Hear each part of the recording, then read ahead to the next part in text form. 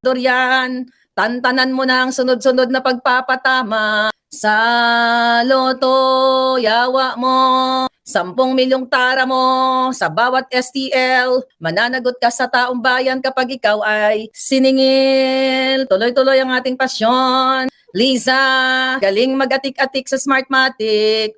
Ilang boto kaya ang iyong pinitik? Dapat magpenitensya pero hindi dapat magpipinitensya dahil lang sa mga smugglers. Ikaw, Congressman Swansing, nasaan na ang iyong kasing-kasing? Bakit umurong na ang iyong putotoy sa Pangulong Kuting? Maawa ka sa mga kinabukasan ng ating mga chikiting, sa mga nagbubulag-bulagang loyalista na nakalunok ng ensimada sa pagmamanipula ni Liza.